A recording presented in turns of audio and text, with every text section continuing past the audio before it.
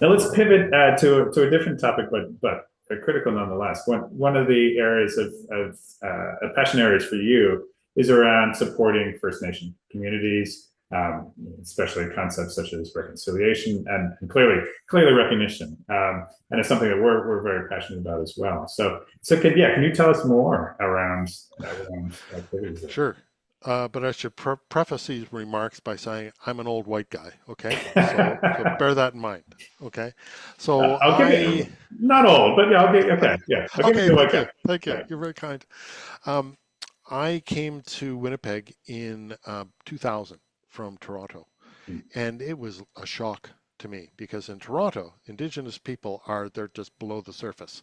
You come to Winnipeg, it's like I think it's something like 12, 13% of the population. Very visible. All of a Remember? sudden, wow, I had no idea. Yeah. And there's a national columnist called McFadyen Sinclair who calls Winnipeg ground zero for reconciliation because the population is so high. There's Winnipeg, there's Regina, and then the other communities in Western Canada sort of drop off quite quickly.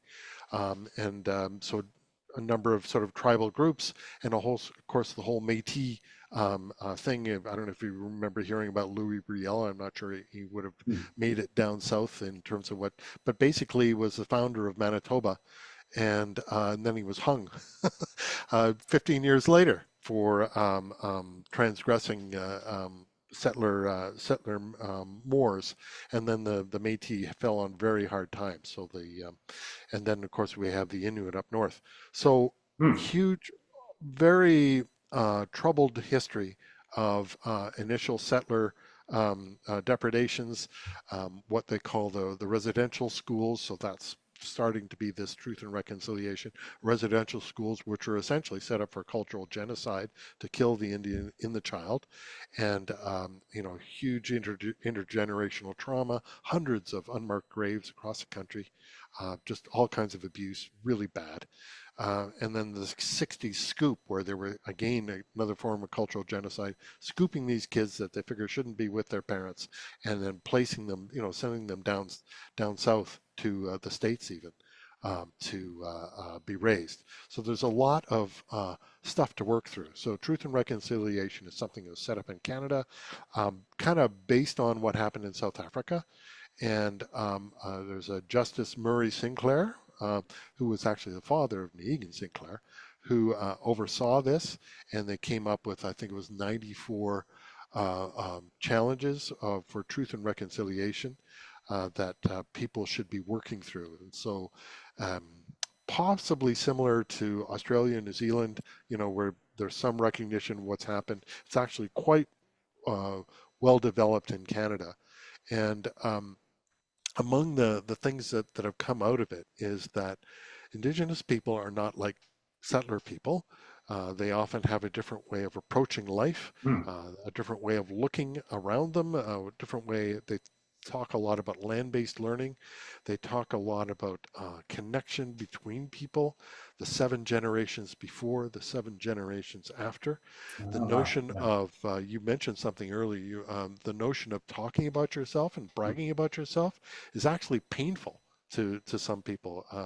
My colleague Susan Forcell wanted to bring an elder who's achieved his master's because they've decolonized their recognition of prior learning at Thompson Rivers.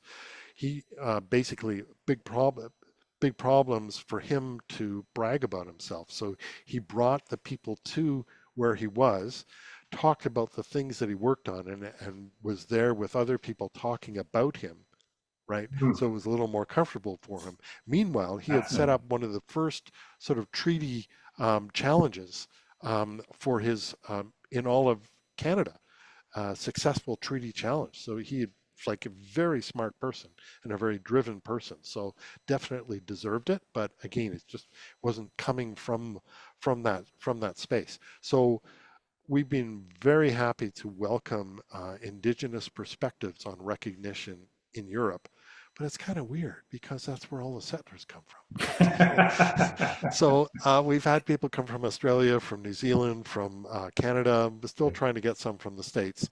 And But my dream is to set up a sort of a spin-off conference right here in Winnipeg called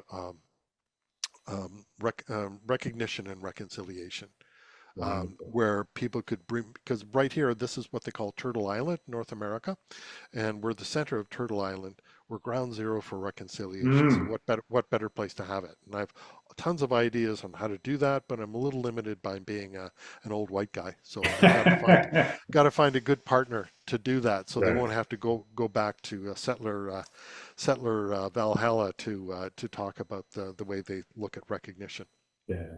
Oh, well, Don, that's yeah. Thank you for your work, and you and your colleagues are doing in that space. It's certainly an area that we're passionate about. We've done a number of Indigenous related projects, both here in Australia, but also in North America, and tribes that span the modern country divide between the U.S. and Canada. So, oh, that's right. Yeah, you're working with the Blackfoot in western, far western Canada. Yeah, that's great. Yeah. So, so it is something, and yeah, we see the countries like New Zealand that have historically done really relatively well in that area, but I think it's an opportunity for all of us to learn from each other, learn from these First Nations communities, and become better individuals and people in general. So yeah, keep up the good work in that area.